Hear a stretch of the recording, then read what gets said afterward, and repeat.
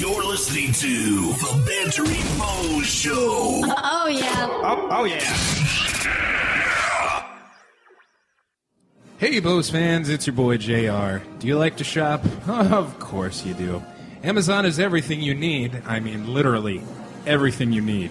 From Amazon Fire tablets to the latest Blu-rays and video games, all you got to do is just click on that Amazon banner on our website, thebanteringbohs.com.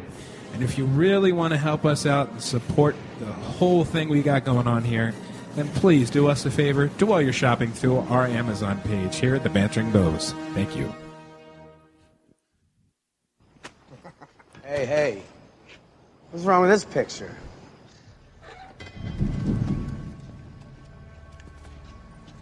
Nice night for a walk, eh? Nice night for a walk. Wash day tomorrow. Nothing clean, right? Nothing clean. Right. Yeah, I think this guy's a couple cans short of a six-pack. Your clothes. Give them to me. Now. You won't be needing any clothes.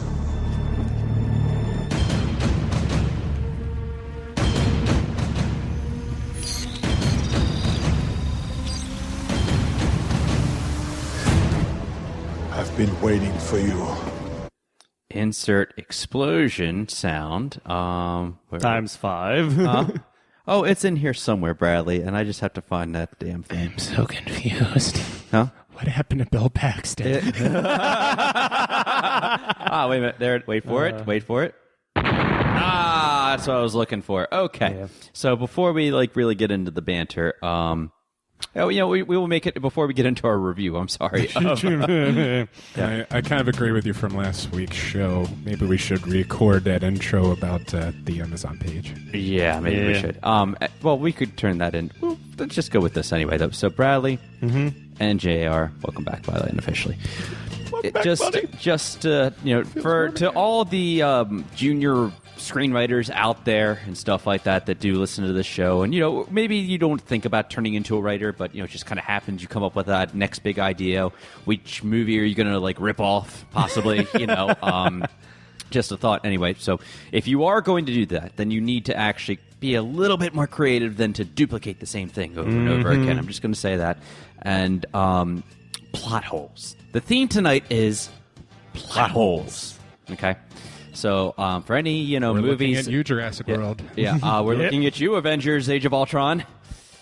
TerminatorGenisys. Yeah, any kind of movie. Actually, so far, it's the trend with summer blockbusters. But I know I'm going into my movie report, and I won't go into that. But it just happens to fall under a band. Look, that takes too much effort. We need more explosions in there to cover that shit up. We need more explosions? We need more explosions for your language. Thank you. There we go. That's more like it. Okay. Let's just drop the bombs today. Yep. This is the Bantering Bohs Show. Brian Thomas, the movie buff. From movie news and reviews to the most useless movie facts you don't need to know. Brian is the true connoisseur of Hollywood. Brad Beals, the video game guru. From the latest trending gaming reviews to highlights of the best games you're not playing, there's a reason we call him Game Genie. James Revere, the sports fanatic. From game recaps to stats to insight on the latest sports controversies. Move over, Bob Costa. JR will run you over. And now, here are your hosts, the Bohs.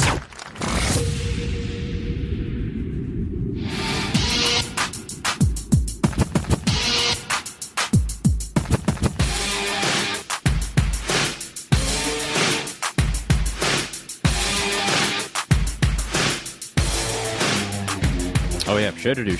All right. There we go. Get back to work. Welcome, everyone, to the Bantering Bohs Show, sponsored in part by the Bantering Bohs Instagram page tonight. Yeah. My name is Brian Thomas, and joining me, as always, is the rest of the Bohs. Back in studio, the man, the myth, legend, JR. James Revere to you. It was good to sit down. And Mr. Brad Beals. I stayed here all night. Huh? I think he will after playing some of those video games. Yeah, probably, buddy. Yeah. He's going to go beat Batman Arkham. I'll beat it by tonight for Brian. Still at 4%. Okay. Anyway, this is the show where we recap the latest news and hot topics in video games, sports, and movies, and then banter about them. happy Sunday after 4th of July, everybody. America. Here's to fireworks still going on at 11 o'clock this evening, trying to get your dog to calm down and go to sleep. You know what Christy did to her little fox or her little dog, Indy? She actually it turns out that she put a shirt on the dog, and they make storm shirts for dogs, and it's supposed to calm them down. Storm shirts? Yes. Oh, yeah. And you know where you can buy that, Bradley? Off our Amazon page over at over at Amazon.com or the BanteringBohs.com. That a boy. Okay. So enough of that, though. But storm shirts, or tranquilizers. Yeah, there was also fireworks about to go off as I was finishing a certain movie last night. But we'll get into that later on, though, too. So, boys, how you doing? JR, how you been, buddy? Good to be back in action. Good to be back? Okay. Did you listen? Yeah, I did. Hey, dude. And did you, I'm surprised that you're still talking to me after the sports report. I just want to put that out there. I told you 6 days ago. I thought you guys handled it fantabulously. As long as we got to ream into Bob Costas, we're all good. Did you do that intentionally, or it just happened to be luck of the draw that you found that? Oh no, I'm gonna elaborate on that and explain exactly what had happened with that one. Oh, okay, good. Yeah, I'm looking forward to it. Yeah, Bob did not let me down. Okay, that's cool. It felt good to be clean again after agreeing with what he said last month. He's back. Almost normal. He had the detox. Yeah. Okay. Well, maybe he can detox in the sports report. Well, it's going to be a quick detox because nothing else is freaking going on.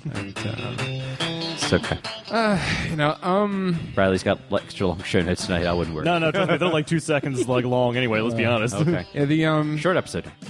Orioles are they were actually hitting kind of a hot streak, winners of like 19 of their last 25. Sitting in first place, and then the Texas Rangers came to town, and as of this morning, we had lost 4 of our last 5. Ouch. And the last 3 games until today, we lost. We didn't score a single run except for yesterday in the 8th inning, a 2-run home run by Manny Machado. But we were held scoreless for 27 and a half innings, I believe it was. Yeah, the bats woke up in a big way today. I don't know. Adam Jones came back, and all of a sudden they said, "Oh, we don't have to play. He's back. He's making more money. That's fine."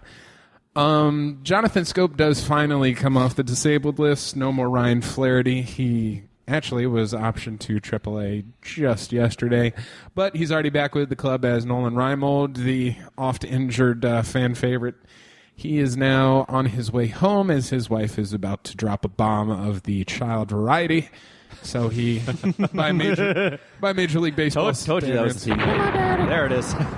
You are the baby's father. Oh, let's hope he failed that lie detector test. By MLB standards, he gets 3 days family leave. Hey, quiet. Bad baby. I'm talking. Stop it. Are we still talking about the baby, or are we talking about mama? Oh. We do not condone that sort of thing here on the BanteringBohs.com. I just want to make that clear. I was talking about that. Every fish begins with Ray. So yeah, that. Oh dear. I'm just glad I don't actually get paid to do the whole roster management thing, because I get confused just trying to explain it to you guys, let alone people trying to explain it to me and listen to it. Okay. But, hey, they make it work. We are a game behind New York as the Orioles actually explode today for 9 runs on the White Sox. So after scoring a combined total of 2 runs the first 2 games of the series, to finally explode and get some kind of runs, that's good as we make our way to Minnesota, where we take on the Little Big League. Dude, say what you will, that's still like my top 5 baseball movies of all time. It's not the kind of movie Still you love want that your one. team known for, though, too. It's kind of like the... My whole thing is, like, Listen to the did they send all the actors in that movie to baseball camp? I don't know. Because every other one, you always know you've got the stand-ins, or it's always been green screened, or it's a stunt double who played college ball that somewhat looks like the person. I'd swear every single person on that team, it's like, did they ever get drafted?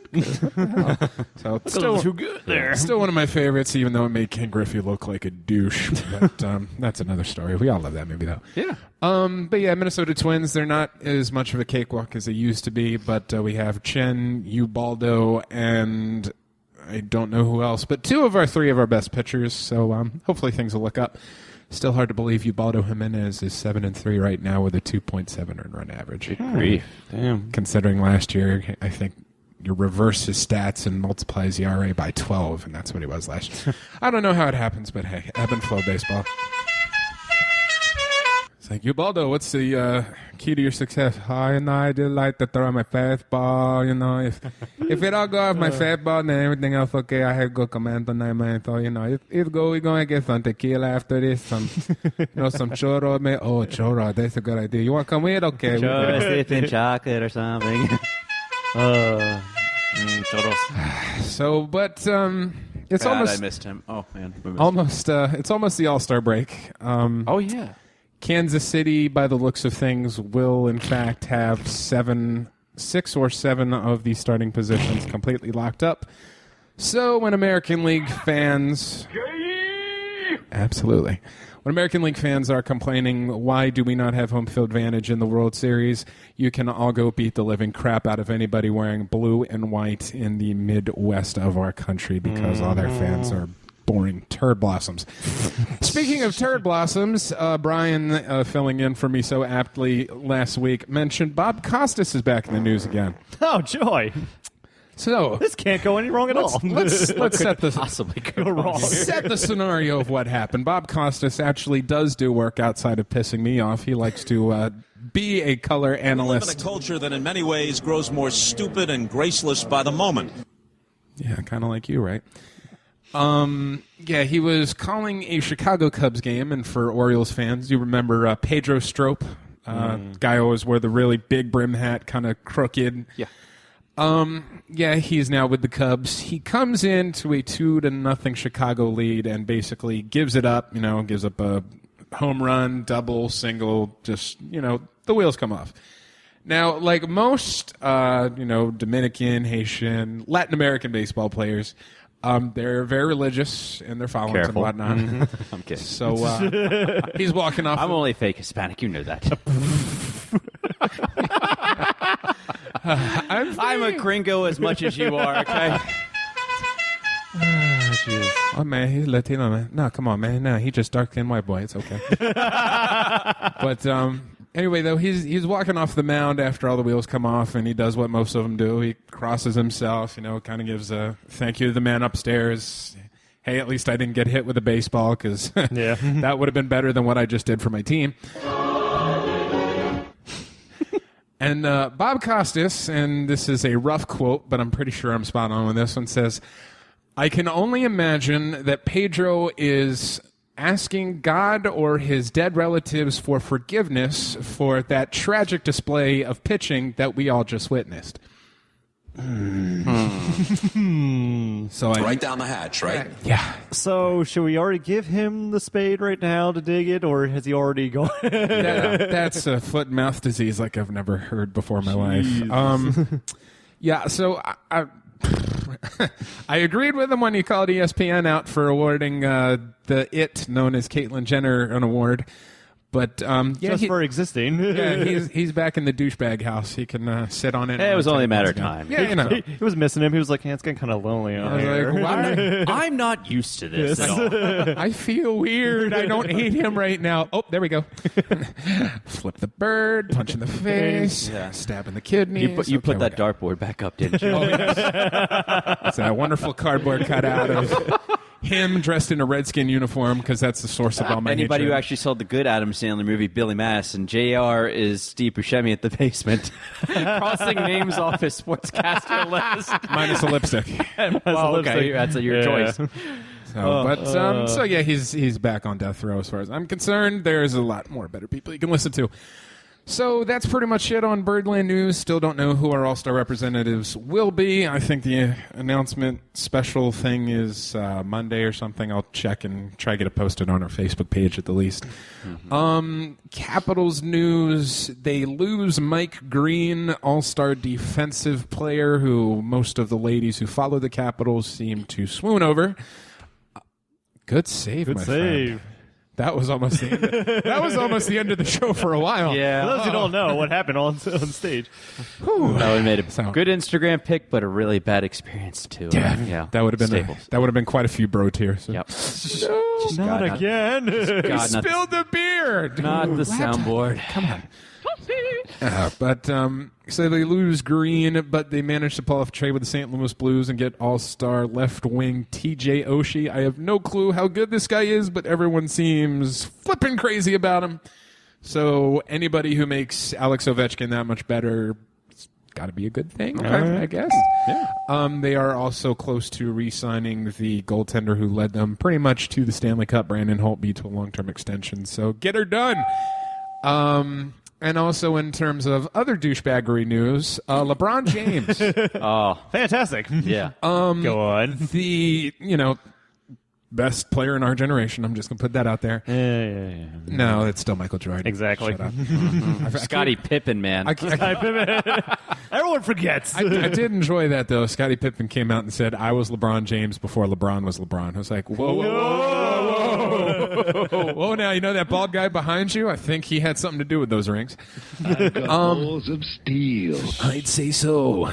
But LeBron, in his ever arrogant wisdom, last year he comes back to Cleveland, tries to become the hometown hero. He loses all the help and big-name free agents to injury, but he still manages to lead his woeful team to the NBA Finals and lose. So Cleveland still hasn't won a championship since 1972. Nor 67. Either way, it still means they suck. LeBron, 2 days ago, opts out of his long-term contract to become a free agent. I thought my jokes were bad. I don't even know if this guy's ever telling a joke anymore. Now, there was no press conference. The announcement, I'm taking my talents up my own ass because I'm a dick. Basically, I think it's... let me free up some money so we can get all the good name talent signed to the team. Then I'll see how much money you guys have left. Just give me a big fat check, a controlling stake in the team, that kind of thing. But still, there's arrogance, and then there's just that level of being an absolute crack whore, for a better term. I mean, Michael made the players around him good. He needs players around him for some reason. And it's like, and outside of that, it's always the call me when he has 6 rings. That's not a valid argument. It's the only one I need, Sean. Shout out to Bad Teacher, Kramer Diaz, Justin Timberlake. Anyway, so yeah, that's, a lot more douchebags in the news than anything else. Oh, and the biggest one of them all. We still don't know what's going to happen with Tom Brady. Stay tuned. Yeah, he's going to keep doing Ted movies. Yeah. But that being said, what's going on, Brad? Well, luckily enough, Tom Brady hasn't made his way into video games yet, so we'll be safe there. EA Sports. Wasn't Deflated Ball. Deflated Ball was the addition, yeah. Wasn't he that ugly monster in Resident Evil? No, he's in Mortal Kombat X. He's like the real Big Bane-looking kind of guy in there. Yeah, true. With a little girl on top. A little girl on top. It's like, what do I do now, Giselle? Deflate your balls, Tom. In the bedroom or on the field? Both. You know you're gay. The jokes, they will never end. Feels good to be back. It does. Yeah, it does. Thank God you are back, because Lord only knows how I can make it through this day, but Hey. But on we to made video do, games. okay? I know, okay. But on- No, we literally made do. Because he does better than I do, I can say. Yeah. The impressions, they kick my ass. But on to actually video game news and actual ones. Recently announced, especially at Minecon that went on in London this past week, especially, Minecraft Story Mode is going to be coming out as well. There's a trailer out for that as well, as we heard a little bit tales of something new to be coming to it. But apparently, it's not going to be in regards to, especially with Mojang making Minecraft. This is actually a Telltale game joined up with it, especially with Mojang in cooperation. So Telltale is going to be doing one of their signature games, like the Walking Dead series.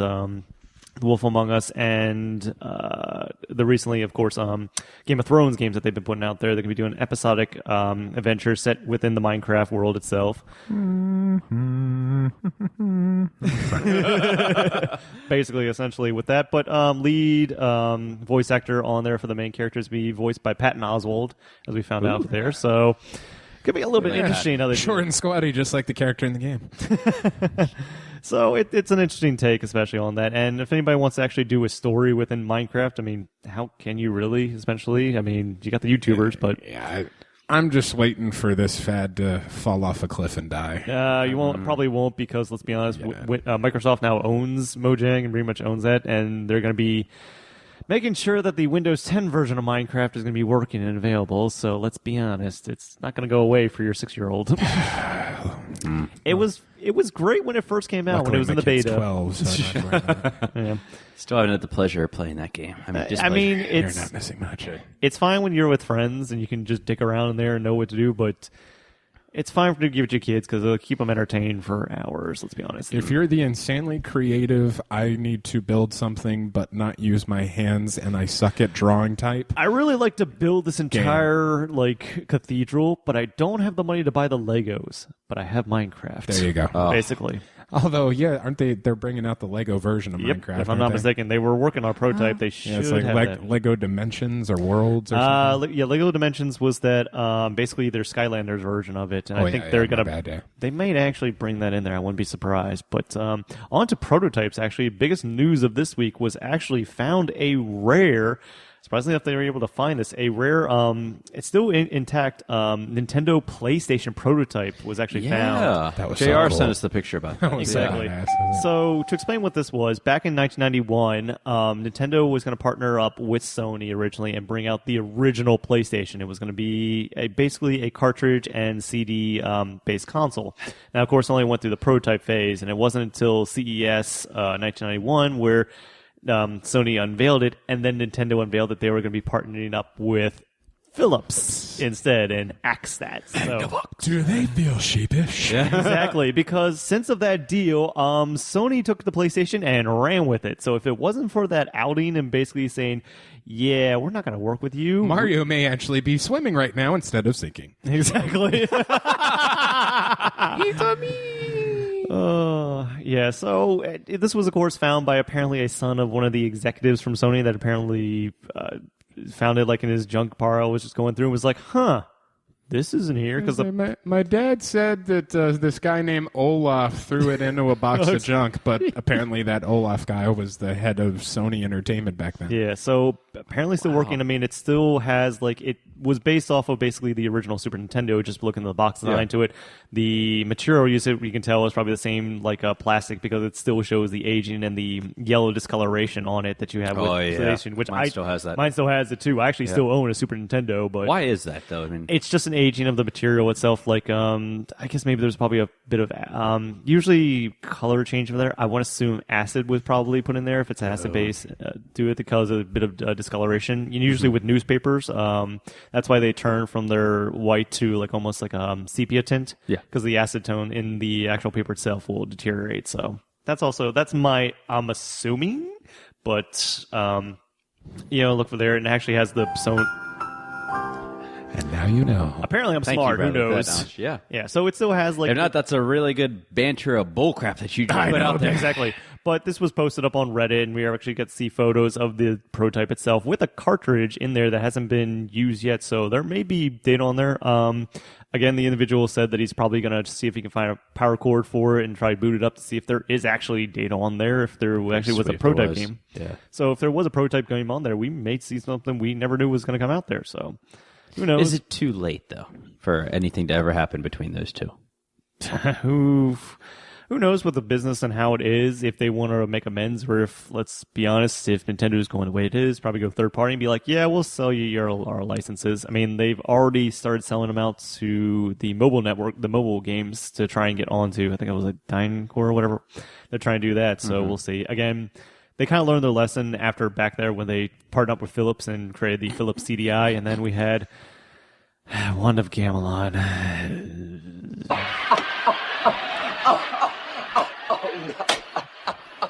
Yeah.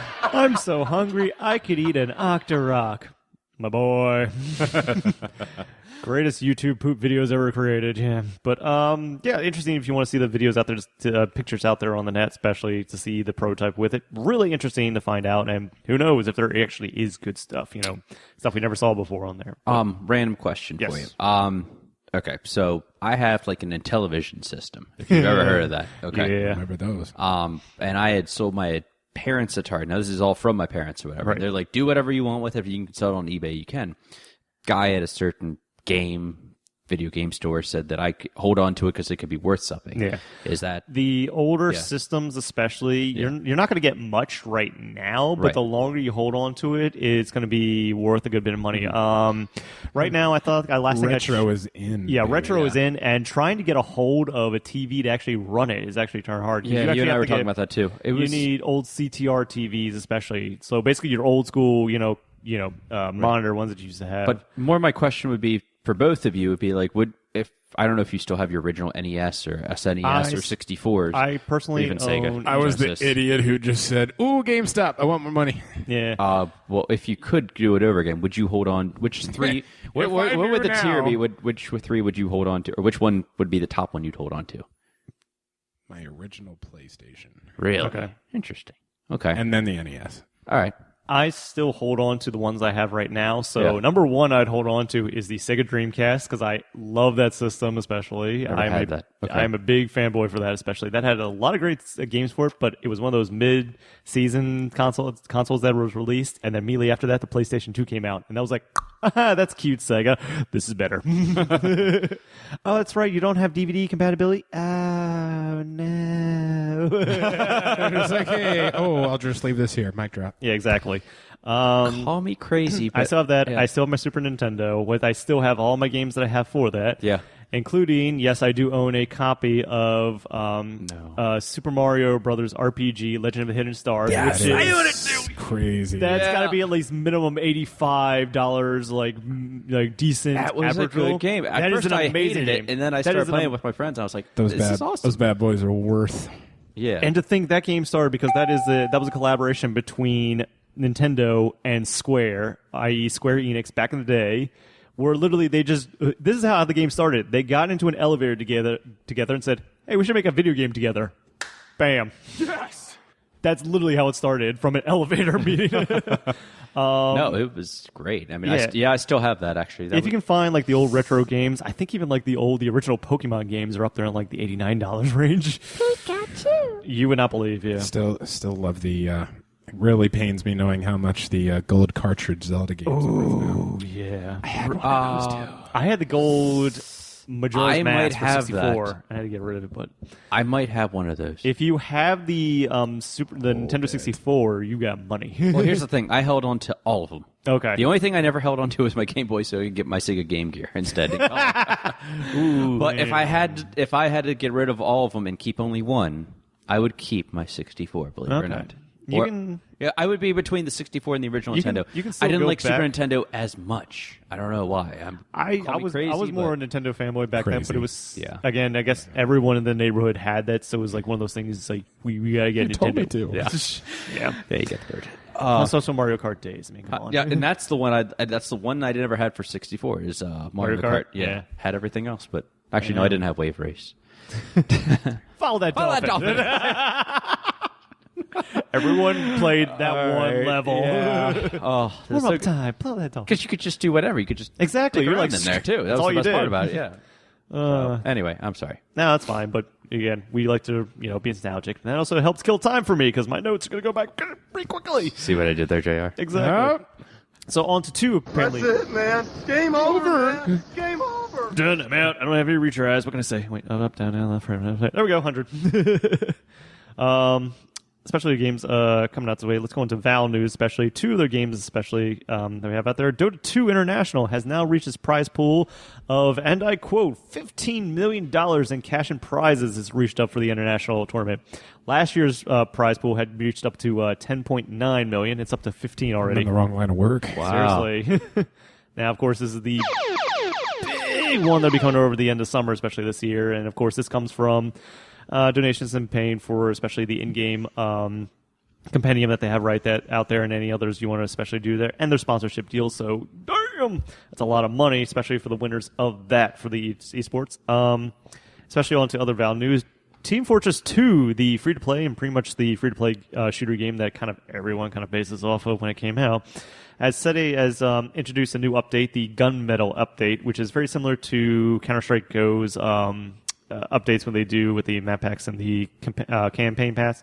They've added in a new contract system, so you can get contracts to basically complete a certain objective or a certain task or skill basically within the game. They'll award you with in-game items like new weapons and stuff, similar to how CSGO does their mission packs. So interesting that they're going to pretty much merge the two. It's like, oh, this is doing really well in CSGO, and a lot of Russians keep playing that and give us money because they keep buying the damn guns. So why don't we do that in TF2 because no one's buying the crates? So let's just get on with that. So good that they're bringing in that, and let's be honest, it's TF2. It's free to play. You're probably going to do it anyway. And if you want to buy the campaign pass for it, it's about $5.99 if I'm not mistaken. I could be wrong. No, yeah, I think it is. I'll have to double check on that. That's a good deal. Sorry. But yeah, get that. You get new maps, new weapons. So Kotaku is apparently reporting from Anonymous. Now, of course, take this with a grain of salt. That from anonymous QA testers within WB, that apparently the problems with the PC version of Arkham Knight had been known for months, apparently, beforehand. Oh. And WB did not address them. Apparently, some of the thousands of bugs that were found out were apparently discovered apparently like a year ago, and now they're just like, yeah, they're only finding out about this now. We told them about this a while ago, so sucks that they found that they're doing this. But of course, thank God we at least have the Steam refund policy that if you feel you got ripped off, you want money, use it, definitely. So it shows them. So you did have a chance just about like an hour ago to play a little bit of Arkham Knight. What did you think? It feels just basically like the Arkham City and especially like Arkham Asylum. Right. More like Arkham City from the few minutes that I played it, especially. Controls pretty much exactly the same. Looks gorgeous on that. Of course, it's the Xbox One version that I was playing. Right. It's Brian's version. But it is pretty much identical. Pulling off the combos is the simple free flow combat. One button press basically. Yeah, you can take down an entire army. But I have to get a little bit more of the meat and the potatoes of that, and wait for that to actually be somebody fixed. We know has already is the close. Yeah, he already beat it. Yeah, some bitch beat it already. I got three more dudes to find, and I'm done. What, JR? I'm not stepping on you. No, go right ahead. Because I knew we want to get a real visual review of this game. Tell me your actual review to get rid of Brian. Yes. 4% of the game. It's having not played the other ones as fully as I have this one though, but visually absolutely stunning. I find that sorry, that was that was distracting. I find honestly that the combat with the Batmobile it's so well needed just for the fact of taking a break from, like you say, just, button tapping the hell out of all the bad guys to, take a break, blow some crap up and kind of plan out stuff that way. But the amount of tasks for a couple of the things you have to complete get a tiny bit repetitive from time to time. Yeah. But for the most part, though, this has been probably one of the better games I've played in a long time. Okay. That's good to hear. Yeah. So JR approves, especially. JR approves. I will still be waiting for the PC version to be released, and then I can get some awesome TikTok. Yeah, they're saying it's going to take a bunch of weeks. Let's be honest. Who knows? First DLC hits PlayStation on the 23rd. Correct. The Batgirl DLC, A Family Matters, will drop PlayStation 4. That's July 14th. That'll be for $6.99, which is surprising since the season pass was $40. And you're telling me what other stuff is going to be included in that season pass? That's why I didn't buy it. Yeah, so hold off maybe and just see, or wait for the Game of the Year edition, which will have it all included at a cheaper price. So, but, Batgirl. We're into tricks. Exactly. WB, let me see what's going on.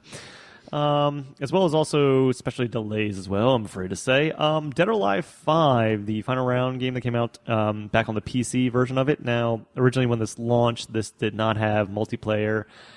Online multiplayer accessible. They said they will be implementing it in months later after release, which I even questioned, even called it out, saying that's not a finished game. Have now just replied stating that they're going to have to delay it even more, the online multiplayer that was supposed to be out by now.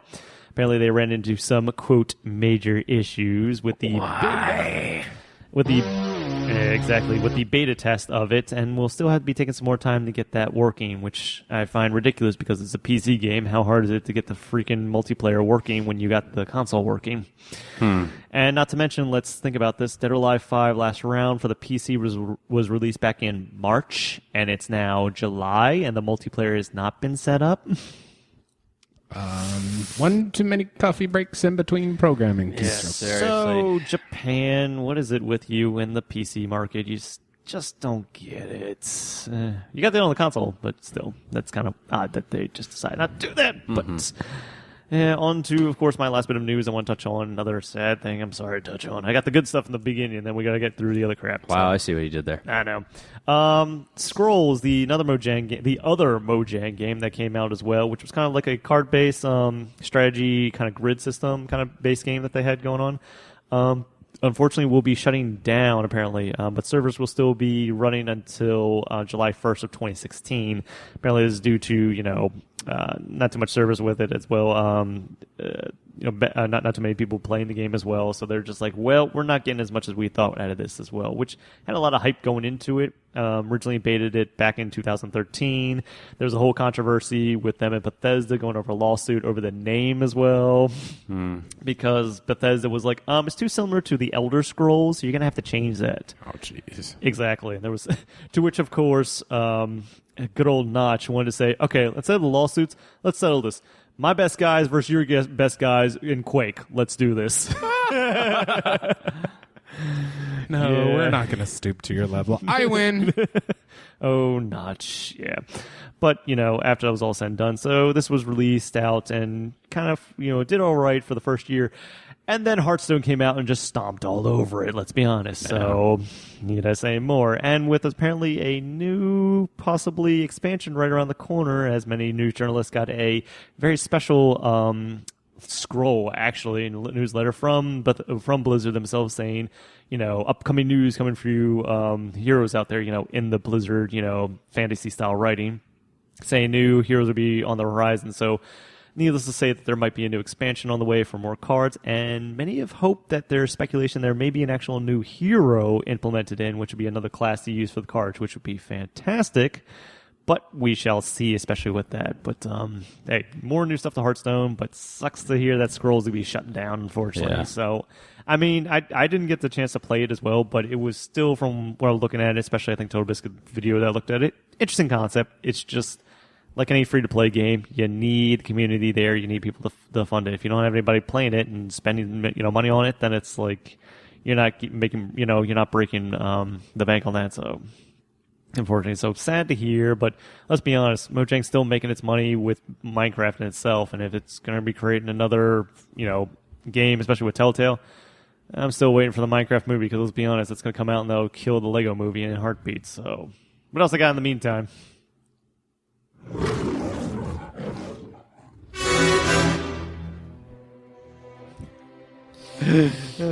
Close enough. You notice the pause, and I did the pause on purpose, and I'm just going to leave it at that. So, anyway, though, how you doing? He over there, showed Bradley? me a finger. I didn't show you the finger. I didn't show you the finger. It's when he gave you the thumbs up. That's why.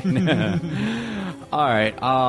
So much to cover in so little time because, believe it or not, it's that time of the year where I just have to start watching reading nothing but social media just to get updates on a little thing called Comic-Con in San Diego. But we will get to that at the end of the report. We start off tonight with the 4th of July weekend box office. And shocker at what came in first. Any guesses? Huh? Lost World? Lost World. Mm-hmm. Jurassic World. Ah, yeah. Jurassic World, yeah. That's what I meant to say. Yeah, that's okay. You don't listen to Jurassic World. Yeah, it's okay. It's all right. He's just... There's World in there. He's S-ing on it right now. That's what he's doing. All right, it came in at just by a hair, $30.9 million, totaling out at $558.2 million. What was it? Insidious or whatever, the crap sore. It's not going away anytime soon anyway. Dominus Rex. Dominus Rex. Ah, that's what it was. Inside Out came in at $30.1 million, not able to trump Jurassic World. I've actually heard bad things about that. What, Inside Out? Yeah. Really? Disney movie. Yeah, surprising. Only heard one bad review about that, believe it or not, though, too. It was getting like 98, 99%, I think, if I'm not mistaken. Pretty good ratings. Totaling out at $246.1 million. It doesn't look like it's going to be able to overtake Jurassic World. Predictions were that it was at least going to just outdo Jurassic World over the 4th of July weekend. More family-oriented. Who knows? I don't know. Maybe people want to see the blockbusters out there. I don't know. That's probably what it is. What's all the hype about, guys? What's it all about? Terminator 3 Genesys, which we will be talking about. Terminator 3? Yeah, Terminator. Huh? Did I say Terminator 3? Yeah, I did. Jesus. I haven't done that in a while. Okay. It's just the beer talking. Okay. Terminator Genisys came in at $28.7 million, totaling out after it was released Wednesday, July 1st. Came in a total of $44.1 million at number 3. Thunder from Down Under, Magic Mike XXL came in at $12 million, totaling out at $27 million. Also, it's the Wednesday release. Everybody knows by now that they release movies on Wednesdays, and just so they can get more on there. Yep. Ted 2 came in at number 5. Another one we'll be talking about tonight. Came in at $11 million, $58.3 million, totaling out there. All right, so Bradley, I know you're eager. You're chomping at the bit. You're foaming at the mouth over there right now. I'm going to make you wait for a second. Okay. JR, this one's probably more one that you wanted to see, and I feel like I'm gonna let you down here, buddy. And I did have a chance to finally see Ted 2, and I was a big fan of the original Ted. Good surprise, Seth MacFarlane humor. I've watched episodes of Family Guy. I never had the time to commit to Family Guy, I guess, more or less. Marky Mark, big fan of him also. He usually does pretty good movies, all things considered. And when he does comedy, he does it right. And, this one, I guess I had high expectations. I was like, okay, are they going to keep up that same kind of humor? And let me just say that they did.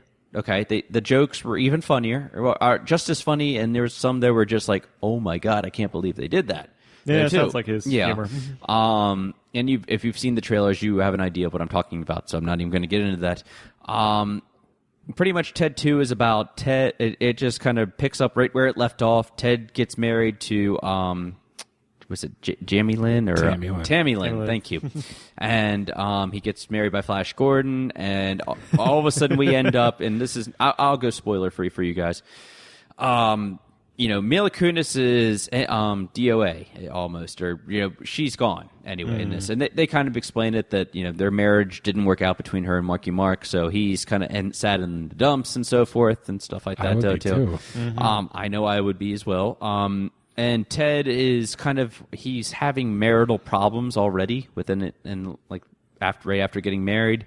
And he figures the way to help save his marriage is to have a baby. So, and I know you all are scratching your heads right now. How is Ted gonna, impregnate her?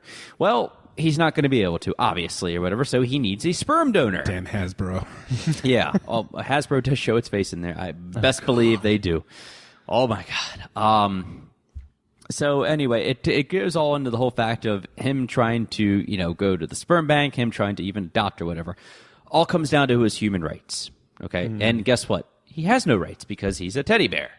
So, and it goes into this whole, they hire Amanda Seyfried and Sam L. Jackson, yes. Still funny in the movie also. Who? Yeah. Ever seen a movie? The Black Guy? That's him. Yep.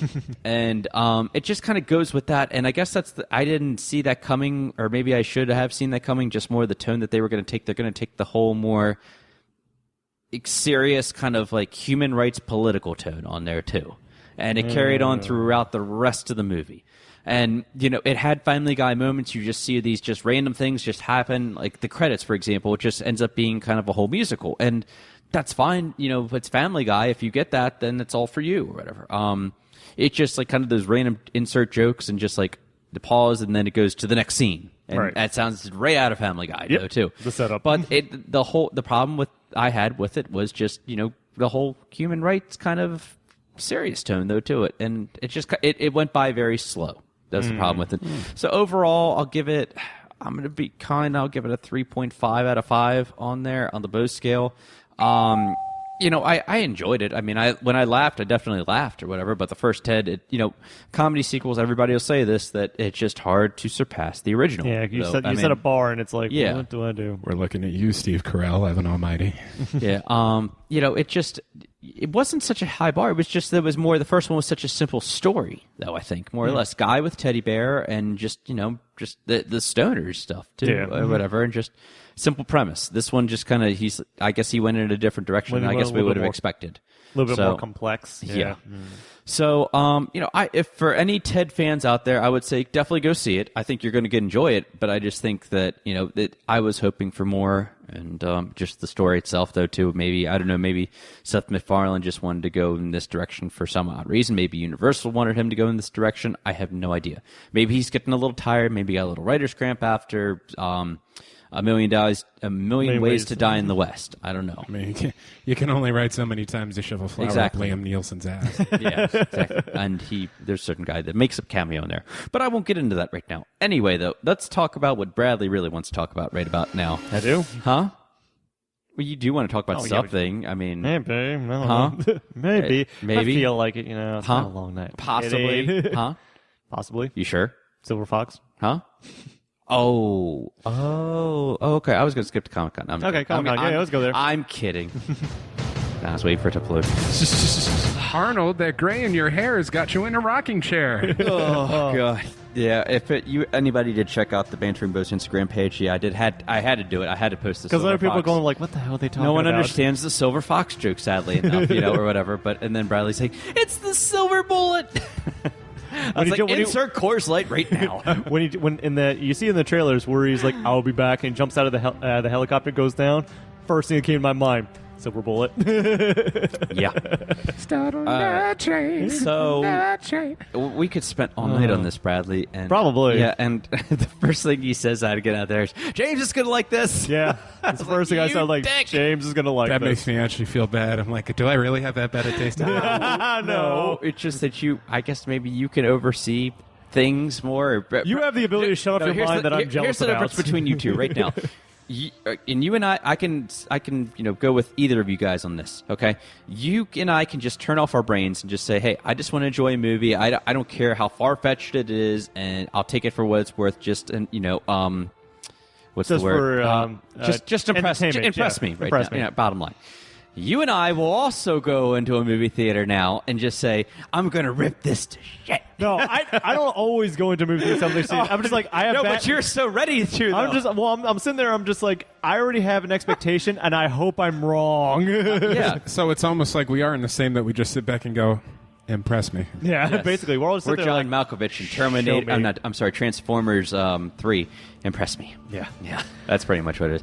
So, in JR, I went in with an open mind in this, okay? Because we've seen enough Terminator movies to know that unless it's got James Cameron writing and directing it, it ain't happening. Exactly. We know what's good. When you see the director of Thor: The Dark World, you have to think, oh, God. Oh, dear Christ. God.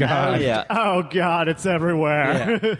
Except my raccoon. PG-13 Terminator. Oh, yeah, no. PG-13. Yeah. All right, so let's hop into it. TerminatorGenisys talks pretty much about, it goes into the whole time travel thing, something that's being explored between a lot of movie studios right now, hence X-Men Days of Future Past, and it's been going on since about 30 years ago with Back to the Future, which we will talk about it later as well. I will bring up a point, and I know you're not going to pick it up, but it's something nerdy. There wasn't a DeLorean in there? Yeah. No, there wasn't a DeLorean. No, but of time travel things of people they had to put in there.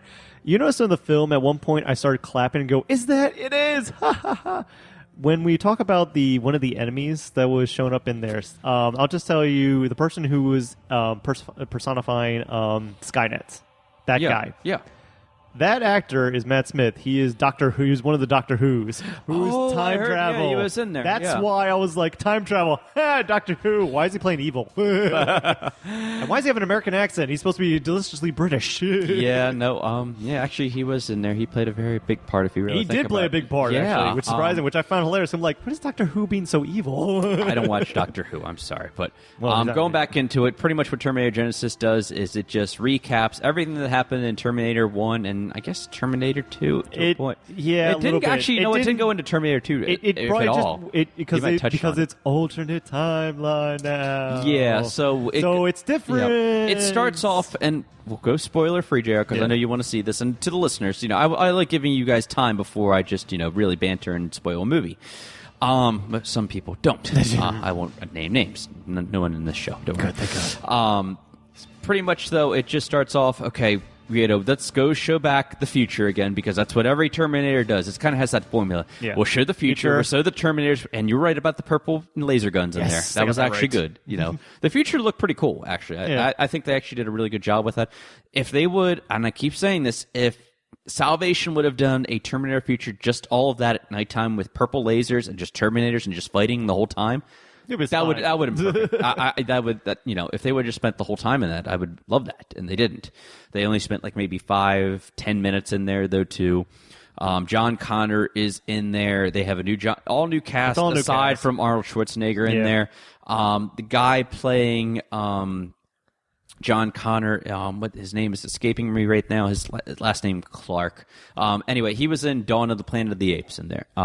He was in Zero Dark 30. He's actually a really good actor.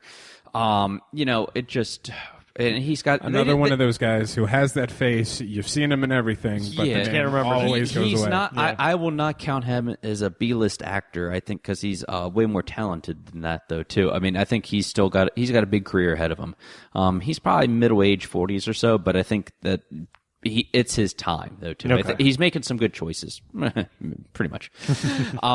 You also have in there Emilia Clarke, the other Clarke in there. And for anybody who's ever watched Game of Thrones, they knew who that is. Khaleesi. Those cans.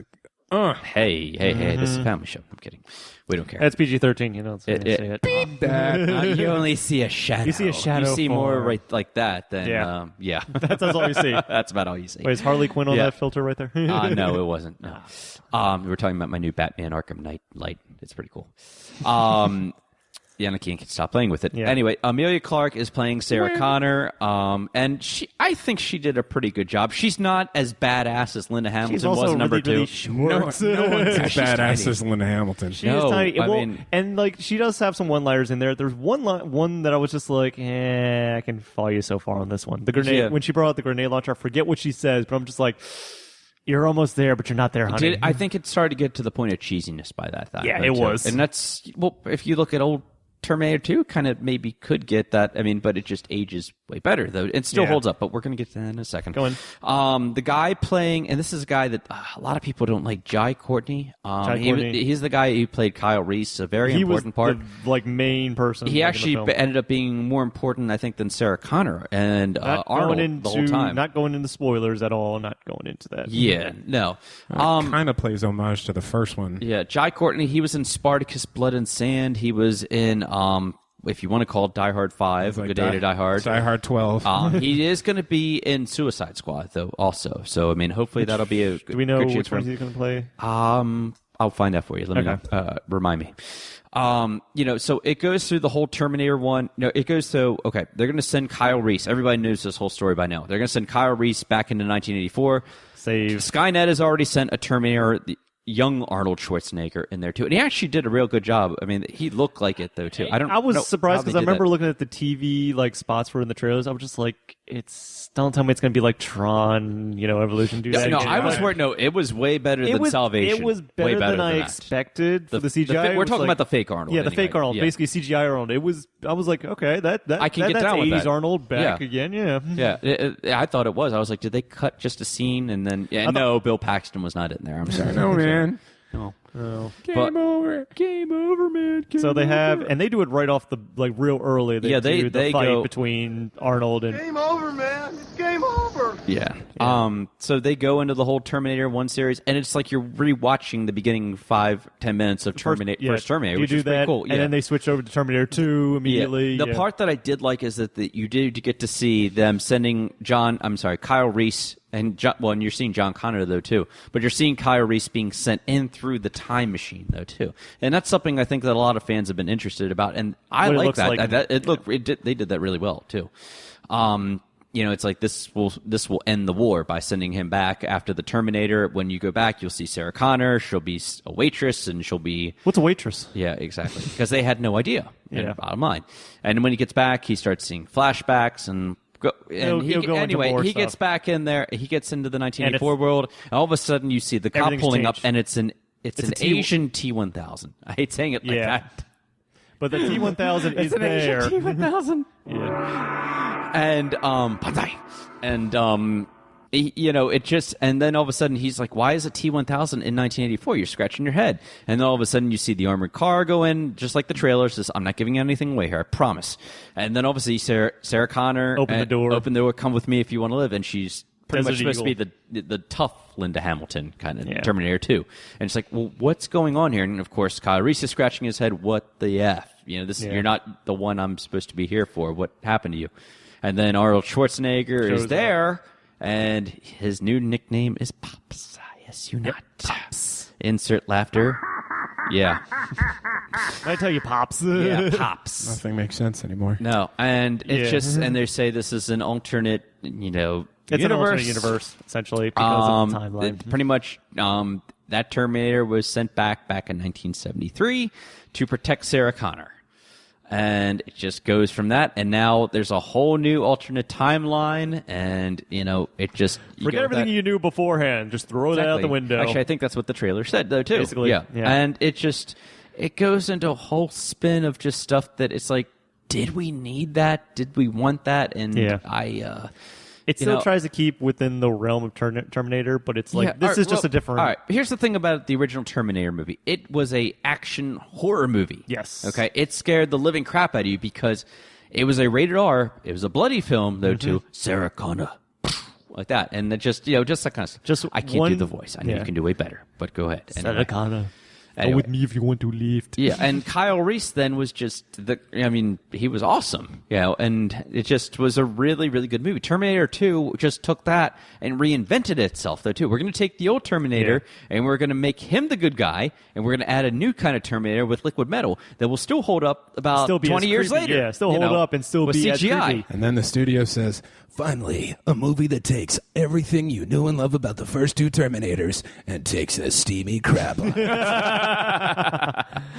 Pretty much. Yeah. And this was like the Michael Bay Terminator of all things. Don't do that. No, this was the... How much more explosions could you put into this? Just bring it to Netflix. Come on. No, I can't do it. That'll be this will be an FX movie of the week. Yeah. Trust me when I say that. It was start to finish action, let's be honest. Like this was action movie. All right, so Terminator 2 was action, but it had heart in it. And this wanted to have heart. Yeah. This wanted to have human element and heart in it. It tried so hard, but they couldn't do it.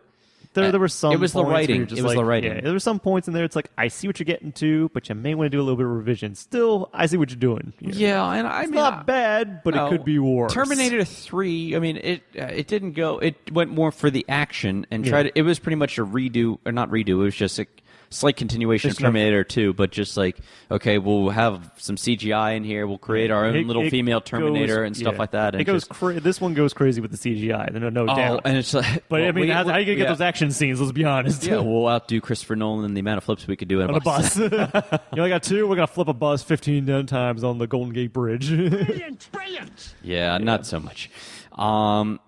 I mean, Arnold was in there a decent amount of time, but just... I think Arnold was clearly stole the show in terms of performance. Oh, when he was on there, anytime he was in there, absolutely, yeah. And surprisingly enough, lots of humor.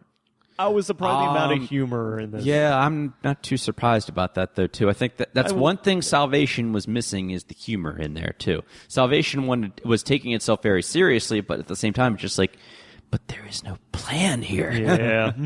Salvation was like a tech noir Kickstarter thing that just popped out of nowhere.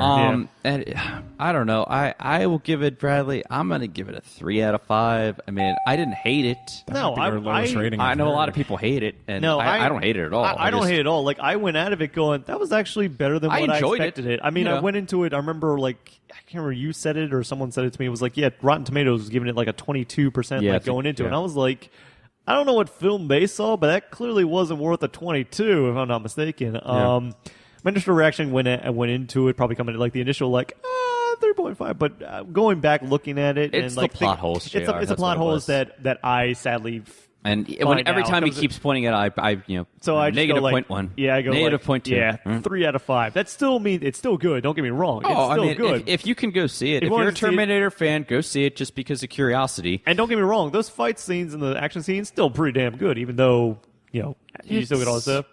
CGI everywhere. It's the CGI effect, and this is what's bothering me right now. It's the overused. I mean, who is in charge right now of who are these in charge of like Jurassic World, Terminator, and so forth of doing this CGI? I want to know what the company is because they frickin' suck. They really do. I That's all mean, they how? focus Explain to me how a movie made in 1992 Looks is better. so much better. You have 2 movies made in the early 90s, and they kick the living crap out of what's out right now. Yeah. How? It's overused in the films. I don't know. No, it's not that it's overused. It was just done better. Practical You can. wise? I don't care. You can have as much CGI as you want, but do it well. Yeah. Practicality? This maybe? I is don't know. like a rush job. It's like, okay, we'll just shoot what we have to, and then we'll insert CGI last minute. Probably That's what they did. Flip the bus now, then we have the explosions later. You just shoot the Golden Gate Bridge and shoot a bus, and then we'll just flip it in. Post edit. Post edit will have him underneath the bus. Yeah. Yeah, I don't know.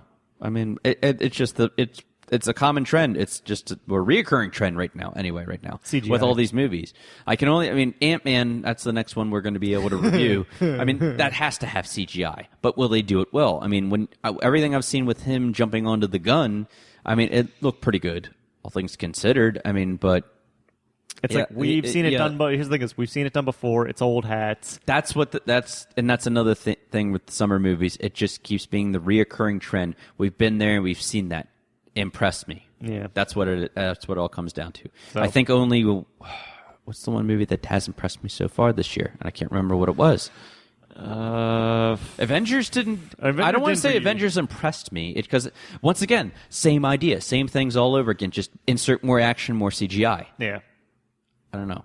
I mean, they're failing me right now. They really are, and Mad Max. Was that it? Mad Max, that's what it was. Thank you, JR. Yeah, Mad Max was able to do everything that all 3 of those movies I just listed are not able to do.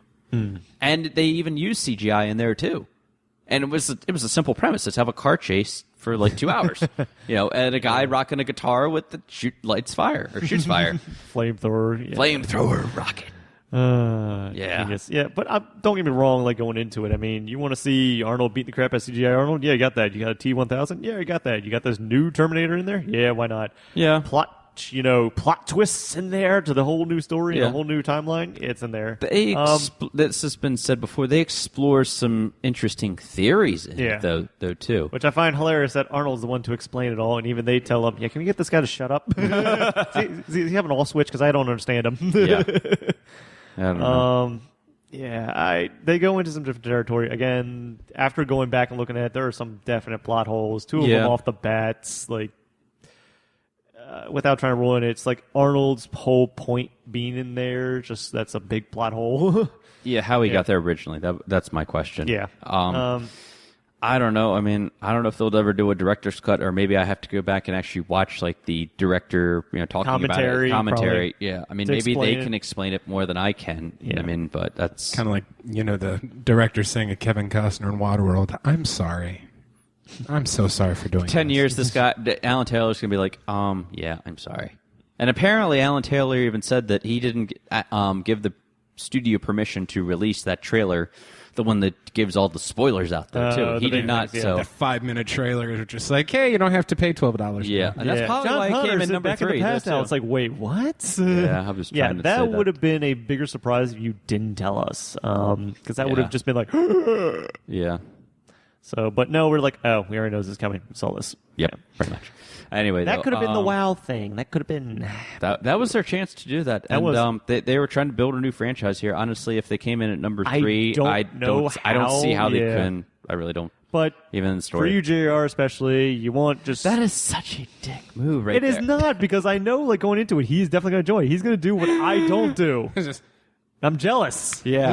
I'm jealous, because if I could do that, I'd be like, I would enjoy this so much better. And James, you want some popcorn? What's my name? Yeah, what's up? Yeah. Yeah. Anyway, though. All right, we got to move on here. Quick. Ghostbusters news in here.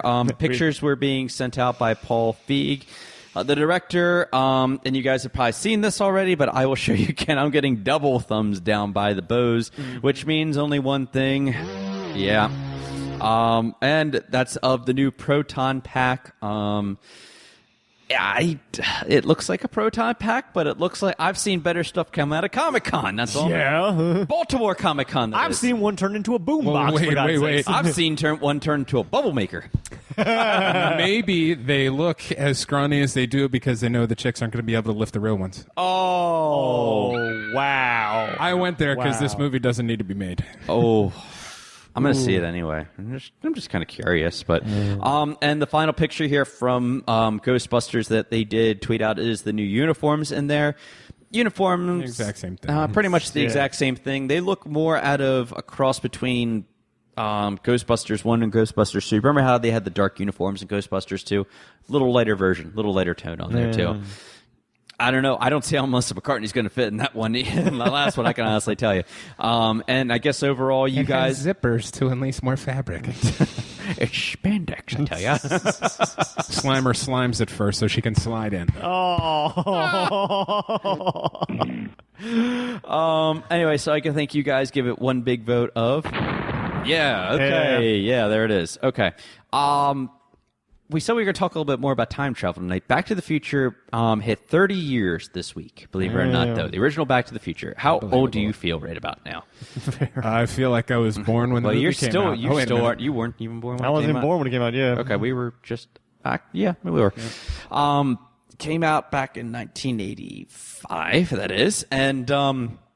so Robert Zemeckis, everything's we've talked about it, trying to be remade, or let's do those damn Nike shoes, they're still coming out. Let's do a sequel to, something, or just kind of pick up where it left off. You guys will love this, okay? This is probably one of the best stories I've read in such a long time, okay? Robert Zemeckis, who's the director of all three of the original trilogy, he's directed Flight. He's about to do the new one called The Walk with Joseph Gordon-Levitt about the two towers. Awesome. That looks great. It would scare the crap out of me because I'm afraid of heights. Yeah, and that's what scares me. Dude, I got vertigo just watching the trailer in 3D. The 3D one. I was like... So, in an interview with Telegraph, he was asked about any prequel, sequel, reboot, remake plans for the Back to the Future franchise. He's like, oh, God, no. He said, fortunately, Zemeckis and his writing partner, Bob Gale, had the rights to the original trilogy and the final word on whether or not Hollywood can take the McFly saga for another spin. Zemeckis said that can happen until both Bob and I are dead, and then I'm sure they'll do it unless there's a way our estates can stop it. He expressed his larger fatigue with Hollywood's reboot trend, saying, to me, that's outrageous, especially since it's a good movie. It's like saying, let's remake Citizen Kane. Who are we going to get to play Kane?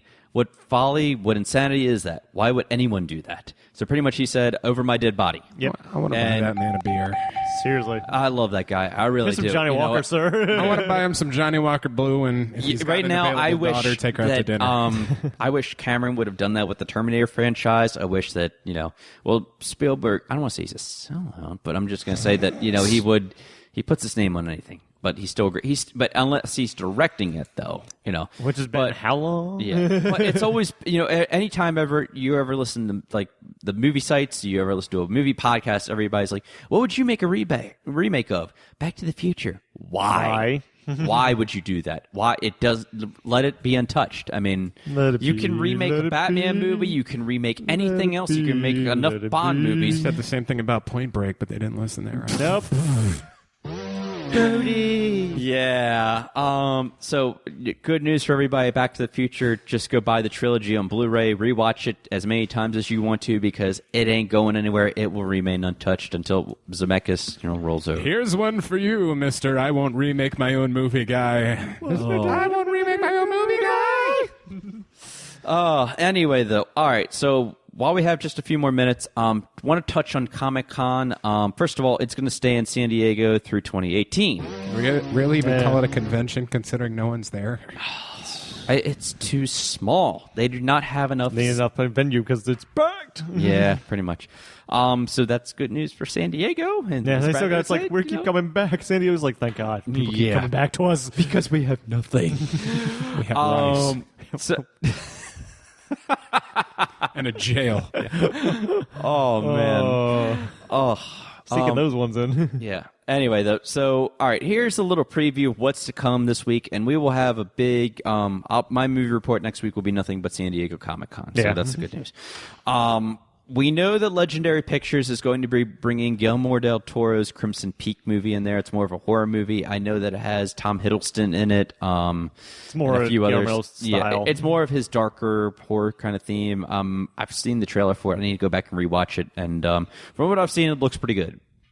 It's exactly everything you would expect with the Guillermo del Toro movie, and I'm trying to say that I really don't know dick about it. But anyway, Duncan Jones, Warcraft. This one is going to be the one that Everybody figure out, be like, when it actually does get released, because it's been pushed back a few times. Yeah. It's either going to make or break the video game movies as we know it. We need this to be good. Exactly. We will say this again. We need it because Hitman ain't going to cut it. I'll tell you that right now. Pretty much. It's like, come on, Blizzard, you got your whole universe, and all that universe. Everything I've seen from these still photos, it was the orcs. Yeah, the orcs and the humans. The orcs look Night great. elves. They look Taurans. Yeah, well, they've only showed they've only shown the orcs. Okay, but Down boy, bastard, shut up. Everything I've seen, it looks really good in there. Any direwolves? Direwolf Rifers? Yeah, that's how it works. I'm gonna kill. Sorry, I'm done. That's my brain right about now. Okay. 20th Century Fox. This is the one that's going to remind you Sony, Marvel, and a few others are not going to become Paramount. Also, is not coming either. 20th Century Fox is possibly bringing, without a shocker, Fantastic Four, X-Men Apocalypse. I did want to talk about this real quick also. Bryan Singer has done an X-Men Days of Future Past road cut. I saw that. And we will, when I know more about it, then we'll talk about it. We'll talk about it this upcoming week. Pretty much it's replacing Kitty Pryde's character and putting more of Anna Paquin in there as that character who sends Wolverine back in time. Mainly, I don't know what the reason for that was. I don't know if she was pregnant or she was finishing True Blood. I really don't know, but everything I've seen with this looks like it's interesting, and hey, it's more X-Men, more Anna Paquin, and I like Anna Paquin. Yeah, go watch True Blood. It's okay. Anyway, possibly Channing Tatum and Hugh Jackman are going to be there. It wouldn't surprise me if Hugh Jackman will be there because they might want to just kind of like hype up his final Wolverine movie, Wolverine 3, whatever it's tentatively called right about now. We know that this guy is definitely going to be, well, if he's not there, then I'm going to be really disappointed. Oh, hello there. Yeah, I'm talking about him. These guys are wearing their brown pants. I really hope he's going to be there. And this is They show up and show the entire movie before all the audience there. Meet the cure. Hi, Tom. Hola, me llamo Vecinas y le What Duermen. Yeah, he's got to be there. Anyway, so for you non-comic book fans, Independence Day Resurgence, yes, we haven't talked about that either. It will be there. Everybody minus Will Smith probably is going to be there, even Vivica A. Fox. Diva. No, I was talking about Will Smith. No. Oh, yeah. Assassin's Creed should be making an appearance there as well. We'll see about that. I think that might actually have legs to do good. Mike, I don't know if it's done. Have you ever seen a Michael correctly. Fassbender movie? I probably have, and I cannot remember off the top of my head. We've seen X-Men. He's Magneto. Yeah, he has. How about Inglourious Bastards? Yes, I have. Yep. Yeah, see, so you like him. He likes him. He doesn't know what he's talking about. That's okay. He just has so much rage and hate. See, he goes in with that half-cocked attitude anytime he goes to see someone. What? Let's be honest. I've already seen the first Hitman. That was nuts. Yeah, that was no.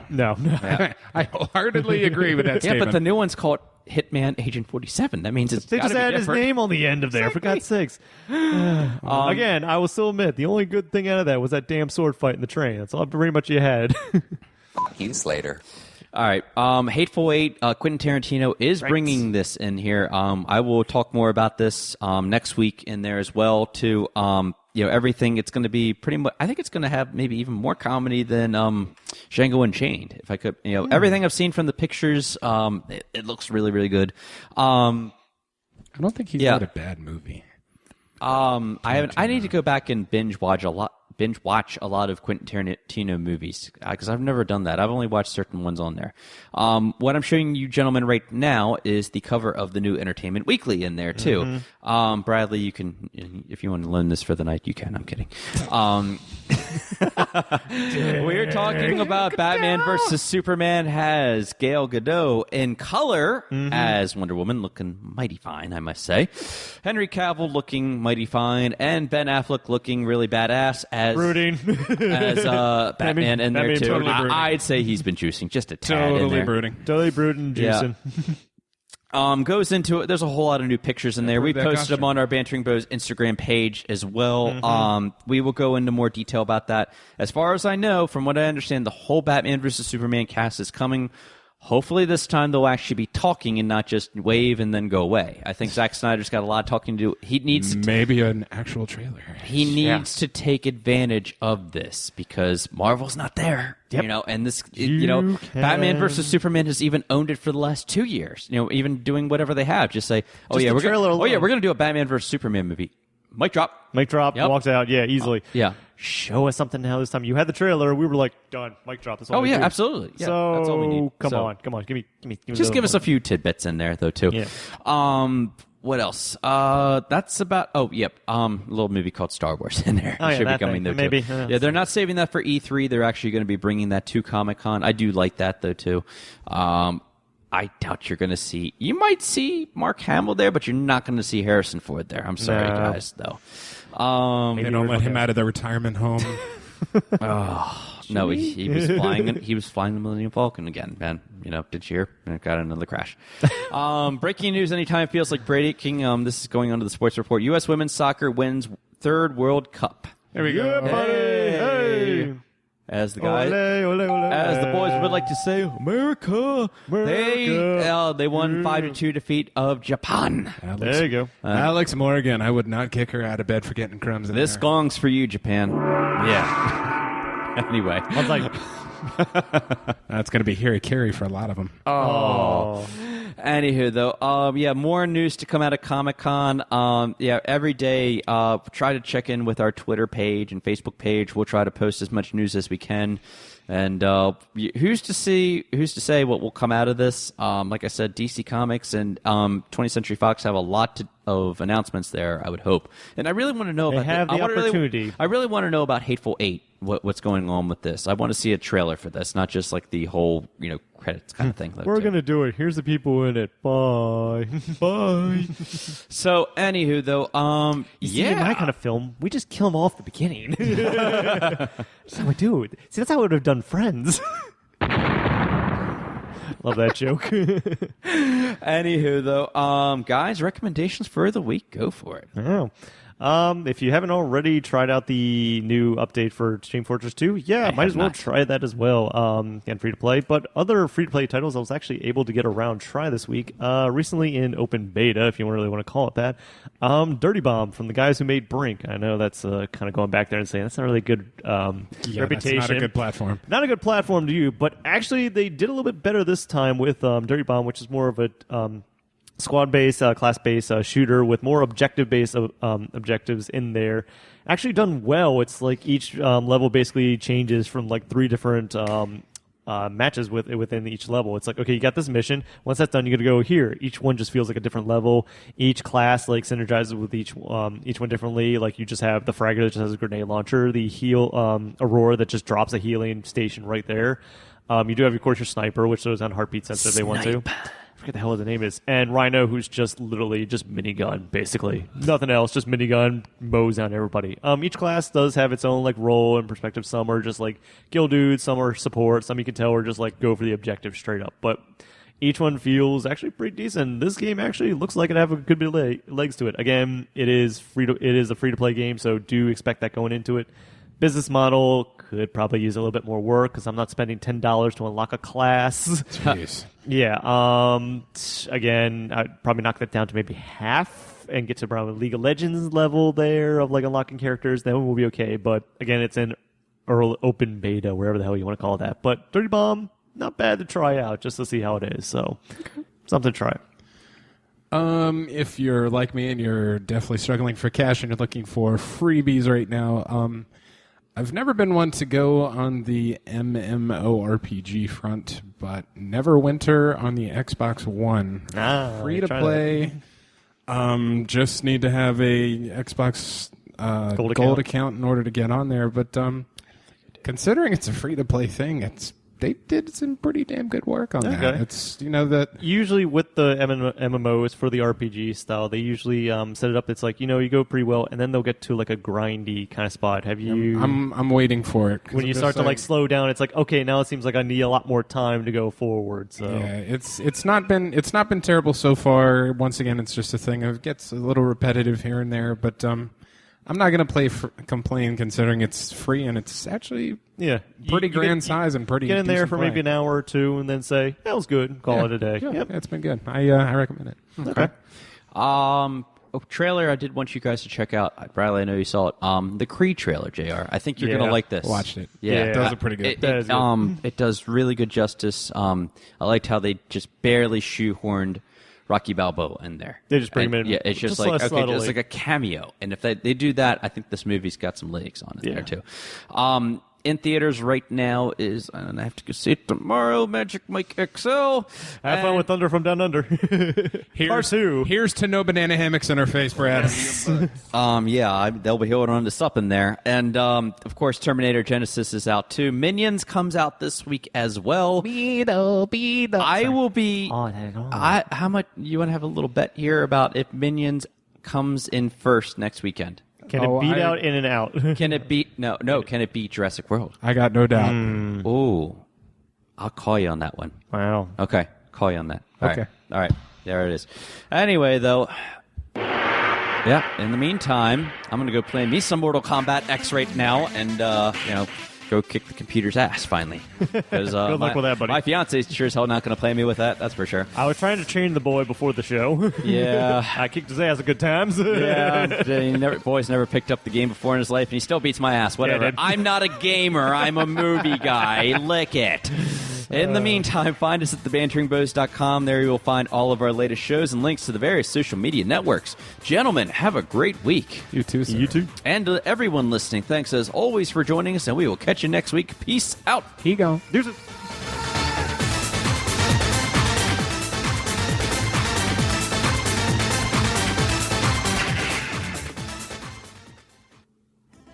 Hey there, folks. Do make sure to follow us on Twitter and Instagram at The Bantering Bohs.